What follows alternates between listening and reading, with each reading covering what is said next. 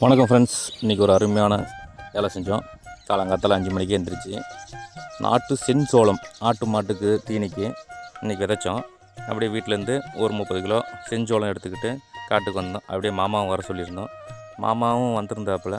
இதில் ஒரு முக்கியமான விஷயம்னா, விதை தூவுறதுக்கு ஒரு ராசியான கை இருக்கணும். அது இல்லாமல் இவர் ஒரு இடம் கூட பாக்கி இல்லாமல் சொட்டம் இல்லாமல் விதைப்பாப்புல. அதாவது விதை தூவுறதுலேயும் ஒரு வித்து இருக்குது. நம்ம பாட்டுக்கு இஷ்டத்துக்கு விசிறி எறிய முடியாது. அதே மாதிரி கொஞ்சம் கொஞ்சமாக கொண்டு மாமாட்ட கொடுத்துருந்தோம். சரி, விதை தூவி முடித்தோடனே டிராக்டருக்காருக்கும் ஃபோன் பண்ணி டிராக்டரும் வர சொல்லிட்டோம். அவரும் அருமையாக வந்துட்டாப்புல. நைட்டே சொல்லி வச்சுருந்தோம். விடிய காத்தால் அவரே 5 மணிக்கெலாம் சொன்னோடனே அவரே கரெக்டாக டைம் விதை தூவின அப்புறம் உடனே அவரே வந்துட்டாப்புல. நேற்று மழை பெஞ்சதுக்கு நல்லா உழவு வந்திருந்தது. அருமையாக விதை தூவினதுக்கும் ரொட்டவேட்டர் போட்டு டிராக்டர் அடித்ததுக்கும் நல்லா வந்திருந்தது.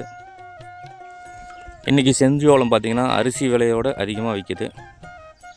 ஓகே ஃப்ரெண்ட்ஸ், இந்த வீடியோ பிடிச்சிருந்தா லைக் பண்ணுங்கள், ஷேர் பண்ணுங்கள், கமெண்ட் பண்ணுங்கள். Thank you friends.